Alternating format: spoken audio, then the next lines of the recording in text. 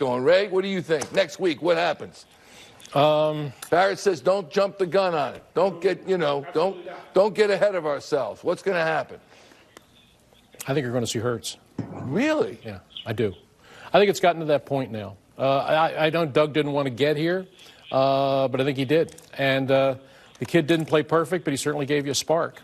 I mean, this team was, after the first drive when he ran it all the way down the field, and I emphasized ran it all the way down the field, then they got away from it again, and Wentz was getting sacked, and they couldn't sustain anything.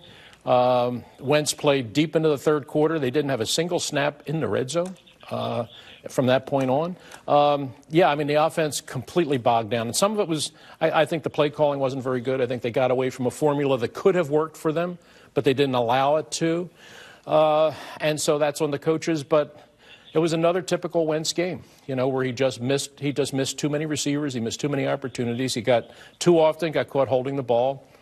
Again, I would want to see the film to see if he had any options, if he had any receivers open. I suspect he probably didn't. But, I mean, the offense was just dead. I mean, they were just lifeless in this game. I mean, they were and Hurts came in, and while he wasn't perfect, he gave you a spark. But typical of this team and typical of this season, you get to a situation where you get a scoring drive, and then you get a big break with Rager, makes your first big special teams play of the year, returns the punt for a touchdown. Now you're within one score. Of course, your kicker comes on now, misses the extra point, right? We've got to talk about that, too. God forbid that anything should be good for a sustained period of time. You get a punt return touchdown, but the kicker misses the extra point. And then at the end of the game, when it's now a one-score game, the ball goes back to the Packers, and Jones breaks off a 77-yard run in which you miss, by our count, 5 tackles down the field. So there you go. Offense bogs down, can't sustain anything. Special teams, when they make a big play, they give it right back by missing the PAT. And at the end, when you say, gee, the defense came up with a big stop on that last possession, can they do it one more time? No, they can't. That's why the Eagles are where they are, and that's why the Packers are on their way to the playoffs. Yeah. But Barrett, Jalen Hurts, Barrett. Jalen Hurts. That's what everyone's going to be saying. Absolutely. In Philadelphia tomorrow. And Ray brought up the most important part. I don't care if they're lifeless. I don't care if they're boring if they win. If they're not going to win, I'll take Jalen Hurts every time because he provided more than just a spark. He was exciting. The offense became exciting. It was unpredictable, and they moved the ball. Barrett, go ahead. Your thoughts. I mean, it just comes with, they just needed one little spark. I mean, I keep telling people, this team is not as bad as you think they are. I think they're one person away, and that's a quarterback away from being an average team. And that's all I need is an average team at this point because I'm so tired of being below average in everything. I mean, nobody can give them a sense of pride as far as, all right, we're going to go out there and sustain a drive for more than a half a quarter or even a full quarter. We have not played football in a sense that we can play an entire game yet. We haven't put 4 quarters together yet. We can't even put 4 quarters together. We had 4 games. But at least we got a spark from Jalen. Jalen gave us something that we could work hard for. And it's not just on the offensive side of the ball. Once he did that, it then went to the special teams. Then it went to the defense. They need something to ignite their play, and he gave it to them. So that's all they need is something to ignite that team to go. Yeah, they haven't even put together 3 quarters of football. Right. Not 3. And I'm not taking an average team, Barrett. We just went to the Super Bowl. I'll take it right now. Well, right now, maybe. Seth Joyner, you said, I don't know, 4 weeks ago, 5 weeks ago, how long ago, that this team has a quarterback problem. Does Jalen Hurts lessen that problem, or does he just put off the obvious? I said it back in week 3, believe it or not, but I feel like I think that Doug is going to start Carson next week, but they need to start Jalen. I mean, there's just no ifs, ands, or buts about it. The team needs a spark. They seem to believe in him, not that they don't believe in Carson, but when you don't produce and you're a leader on the team, then invariably, those guys don't believe in you as much as they should believe in you. And you know what that equates to? That equates to guys not really fighting for you the way that they really need to. They've got a little bit of controversy, quarterback controversy going on right now, whether people like it or not. And I think it's healthy. I think it's healthy for Carson. I think it's healthy for Jalen, that you have competition at the most important position on the field. And more importantly, you got Carson's now in that position where he's either going to step up or he's going to wilt under the pressure.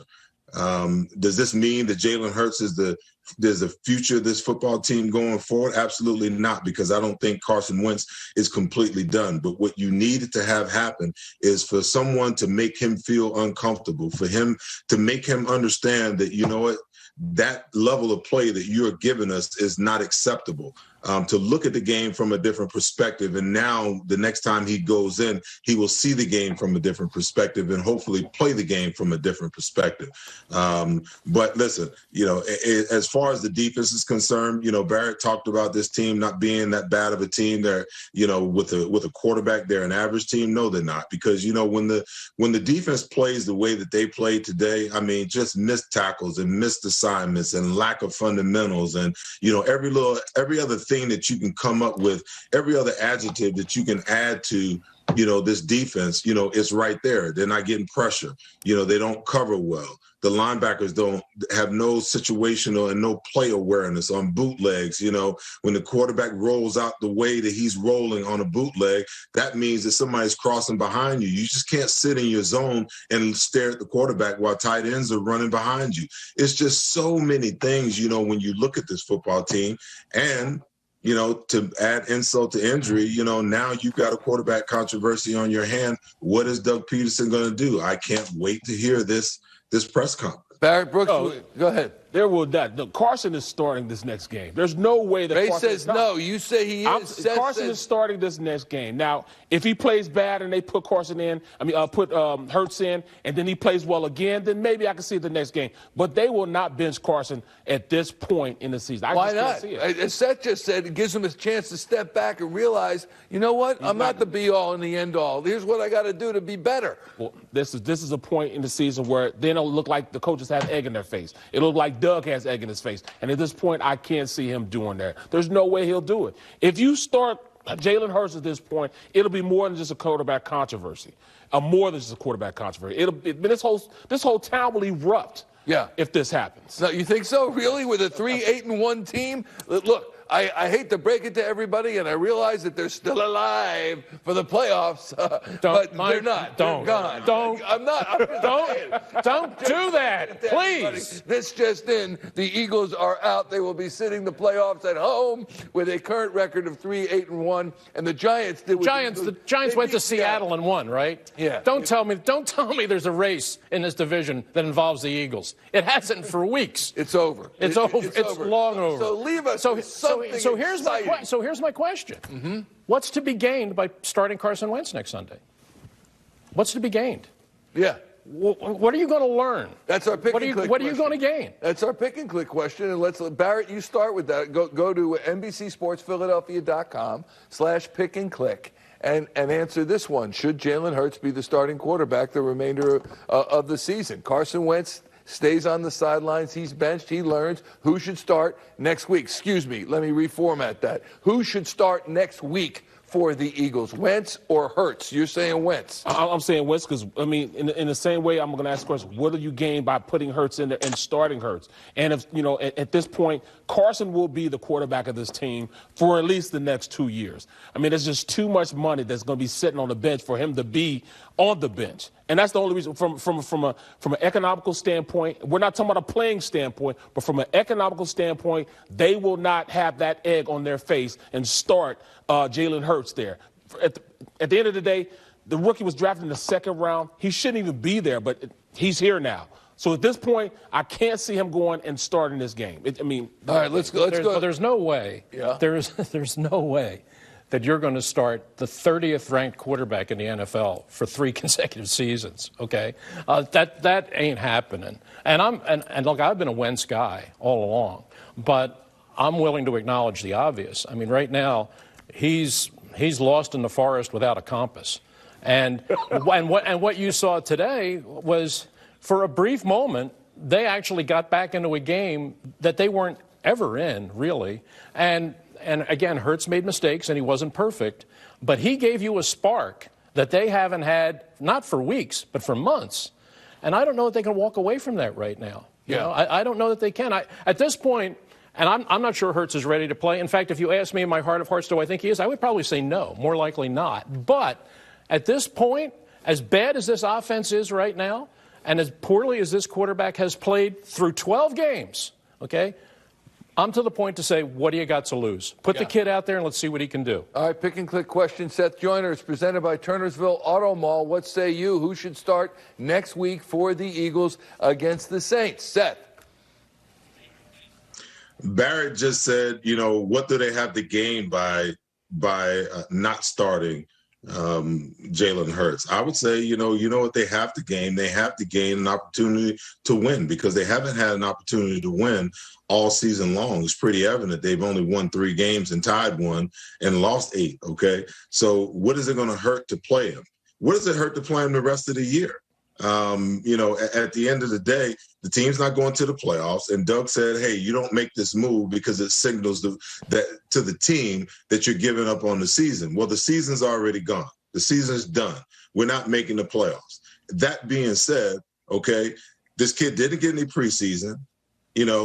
If you lose, with Carson or Jalen Hurts, all you're going to do is improve your draft position. So why not play him? Why not get him the experience now that he wasn't going to get if this team was succeeding and playing well? So in my opinion, you play him. You play him. And if he starts to struggle, if they begin to show him some things that he hasn't seen, which I'm sure some defenses are going to do, and he begins to struggle, you can always go back to Carson. You can always make that move back. But to start Carson and have him fumble through, another half without an opportunity to win and then stick Jalen in there and hope that the best happens, that makes no sense. To me, the move is to start Jalen Hurts. And then if he struggles, you go back to Carson. All right, tell me if this makes sense, because here's what Barrett has been pointing out vociferously. There's the matter of a $108 million guarantee. And I don't know that any team is going to eat that. So whether they get rid of Wentz via trade, whether they bring him back to start, whether it's just an interregnum, as Jalen Hurts goes in there to show Carson Wentz how he needs to play, or whether they are going to eat it, all that needs to be discussed. I'll tell you one thing. There are no fans in the stands any longer at home games in Pennsylvania, so they don't have to worry about boo birds. They don't have to worry about the experimentation. They can do as they wish, but they better have it right for September of 2021 when the games resume again. We hope no more pandemic, right, and everybody's so where does watching. that go then? So, all right, where does it go then? You tell me, where does it go? All right, he plays well. He plays well over the next 4 games.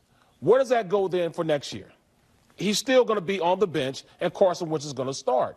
I mean, I don't understand. You let Carson play his way through this. He's got to play his way through this. There's no way Carson's getting his starting job back. No, I wouldn't think. He's been. If Hurts plays well, he's right. He's been trying to play his way through this all season long. Okay, so if Carson's your guy, and the salary cap says that he's your guy, at least for the next year, maybe even 2, okay? It doesn't matter. It doesn't matter whether, he goes in and he plays the last 4 games of the season. Even if he succeeds, what have you created? Now you've created a situation going into camp next year where you've got competition at the quarterback position. Okay, that Carson's going to be the guy. You're even going to give him the edge. He's going to start out as your number 1. But if he starts to slide again, at least you've created a situation where you've got a guy that can potentially step in next year. You've got a guy who's creating competition at the position. And when you look at this roster across the board, I don't think there's a single position that you can look at and say that competition isn't needed. They need competition. Carson needs competition. He came into this league. He was handed the starting job the same way that everyone said that, Jalen Hurts isn't ready. Well, Carson Wentz started the first game of his rookie year. Yeah, but and Seth, he was ready. Seth, but Carson Wentz, we're talking about a whole different animal. Tom Brady has no competition. Jimmy Garoppolo has no competition. You tell me the quarterbacks that have the guy who we saw today, Aaron Rodgers, has no competition. Now all of a sudden you're taking a guy, Carson Wentz, who is supposed to be an MVP and a Super Bowl winning quarterback, and you're going to give him competition in training camp like he's some schlub off the bench, a free agent signee? Do you want to know why, Michael? Yes, sir. Listen, if you're a high performer, then you don't worry about competition. The coaching staff isn't worried about competition, okay? But when your team is 3-8-1, you're worried about competition. Because what are you trying to do? You're trying to find the best player at every position. And this is the thing that I've been harping on for the last couple of weeks, okay? The quarterback position is probably the only position in the NFL that doesn't have a competition-based deal unless you've got two guys that are coming in that are young and they're fighting, and there's not a whole bunch of money wrapped up in them or a high draft pick wrapped up in them. So you know what? Now you create that competition. You have to have this. All right, Nate, been performing. Let me make another, my friend, another suggestion, which I don't know if people are going to go for around here, but how about this one? You get Carson Wentz as up to snuff as you can get him. You trade him, okay? Just like the Eagles. Who was the guy that backed up Donovan McNabb? McNabb got hurt. He came in there. He went to Miami, and then he was terrible. A.J. Feely. Love A.J., but I think he lives in the area. But A.J., we love you. But he was good enough that they got a draft pick for him, and they traded him. So my point is it's a little bit different because you're talking about a starting quarterback. But if you're going to see if Jalen Hurts can be the guy, and he's a second-round draft pick, you're not into him what you're into Carson for, get him to Indianapolis to play with Reich, for goodness sakes, the guy who took him to a Super Bowl championship. Let him do something like that. Then you've got Hurts. If Hurts is your guy, okay, great. If not, then you're not in for the money. You don't have Wentz anymore. Maybe you get another quarterback in here. Thoughts? Well, the money. Yeah, I was just going to say, I think I'm anticipating what Seth is going to say. The money isn't really a consideration now. The football is the now. Yeah. You have to find out what both of these guys are capable of. If indeed Wentz is capable of doing anything, which is now a very open question, and can Jalen Hurts truly play? If you finish out this year and you go back to the old norm, and Jalen Hurts goes back to the bench and runs 2 plays a game, of which does no one any good, are we all in agreement on that? Yeah. Okay. So if you go back to that, and then you put Wentz on the field, and let's say he has a couple pretty good games, you finish the year, is everybody going to say, well, we got the old Carson back, we're fine? Is anybody going to believe that? You're going to look at the whole year and say, I don't know, he had a couple good games, but he stunk the rest of the year. You're going to have questions about him for sure, regardless of what happens. Yeah. And you're going to finish the year not knowing a blessed thing about Jalen Hurts. So why not play Jalen Hurts the rest of the year with a full game plan, with a full week with the number ones, starting a game from scratch, not coming in the second half when you're behind all the time. And Carson's done for the rest of the season. And not necessarily. Let's see what happens. But I'm saying for next week, look, this kid came in the second half of the game that was pretty much lost. And, okay, the Green Bay is playing soft coverage and all that kind of stuff. But he got something going. And it's been a long time since you could say this team had anything going. I don't think you walk away from that. I think you give the kid a chance to play next week and see what he can do. Maybe he falls on his face. I don't know. But I think at this point, this team is so desperate for any sign of life, I don't think you put it back on the bench. I think you try to ride it for whatever it's worth. Right. There's another issue here. We got to take. And Michael. Yeah. Go ahead, Seth. And Michael, the thing is, just because you go to Hurts, that doesn't mean that you can't go back to Wentz.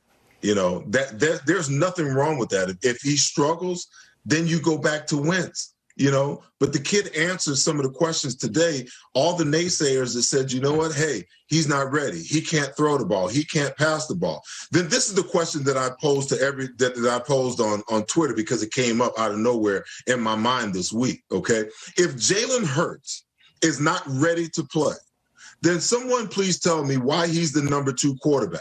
And why Nate Sudfeld's been deactivated every single week. For 2 gadget plays a game, you're going to risk that? Because if Carson gets hurt, that means that Jalen Hurts is now the starting quarterback in game. Well, who's the reason? So who's the reason Jalen Hurts is with the Philadelphia Eagles? Is it Doug Peterson? Heck no. It's Howie Roseman. Who the heck? I mean, don't you think that Howie Roseman has some say as to who's going to be number 2 and who's going to be holding the clipboard? I think that's the reason. I mean, no one's told me that, but take a look at the situation. Listen, maybe, but let me ask you the question. Have they really thought through it? Is it really the second round, 53rd overall draft pick? Have you really thought through it? Because really stop and consider this for the moment, because we never really talked about this, okay? Jalen Hurts has been dressing as the number 2 quarterback since week 2, okay?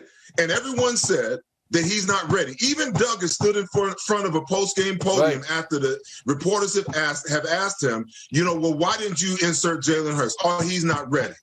How can you tell me he's not ready if he's your number 2 quarterback? Right. Because Carson Wentz is one play away from him being your starter. Exactly. Right but now. why is okay, you? So something's wrong. Something's wrong with that whole logic. Everybody keeps talking about this as logical. Ready, then he shouldn't. I understand everybody's thinking this is logical. Everybody wants to look at the logical viewpoint of this. All right, Carson Wentz is not playing well. We put Jalen Hurts in, he gave him a spark. But we can't think logically from this. You got to think of it from the aspect of money. Money is what makes the world go round. And as far as I'm concerned, you're looking at Carson Wentz, $108 million guaranteed. He will not be a bench rider for the rest of the season. Jalen Hurts will ride the bench. Doug Peterson. Carson Wentz will be the starter. Doug Peterson and Howie Roseman needs to come out and say that. You're right. Exactly. Yep. The reason why you're doing what you're doing. Absolutely. Instead of saying that the kid ain't ready, he can't pass, he can't do this. Let's stop talking about what he can't do. Yeah. Okay. Right. And let's focus on what he could do today. He gave this team in all 3 phases a spark today. And we've been talking about this for the last 6 weeks. And now we're in week 11, week 12, before you actually give him a chance to play. It makes no sense to me how they've handled this situation. None whatsoever. Seth, the only thing I can say to that is that Howie Roseman has to have something up his sleeve, because Howie Roseman took him with the 53rd overall pick. And as you said, Nate Sudfeld is the number 3 quarterback. And we had heard he was going to be number 2 material. He was the guy who would be ready to go in case Carson Wentz was injured. That is now Jalen Hurts. So Howie Roseman's the number 2 guy in the organization, him and Don Smolenski under Jeffrey Lurie. Howie's the general manager. And if Jalen Hurts is the number 2 quarterback and Nate Sudfeld can't get into a game unless it's a disaster situation, then someone's telling Doug Peterson the way it is. And if Doug's saying he's really not ready to go, he doesn't know too many plays, and Carson's going to be okay, and all the stuff that we've heard from Doug, if that is true, then it's Howie's deal. And Howie's foisting Jalen Hurts, it says right here, upon Doug Peterson. And that's the way it is right now. Well, if that's the case, then if I was Doug, I'd want to get the hell out of here too. Because if I can't play who I need to play and put my team in position to win games, then I need to get out of here. Because for the last 2.5 years, I've seen Doug take lemons, literally lemons, and make lemonade out of them. Inefficient wide receivers, and he still made it to the playoffs the last 2 years. So if I was Doug, I'd be out.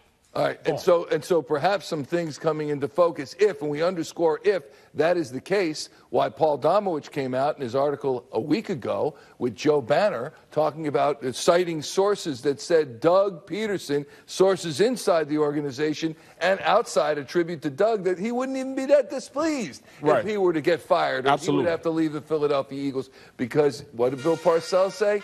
If you're going to have me cook the meal, at least let me shop for some of the groceries.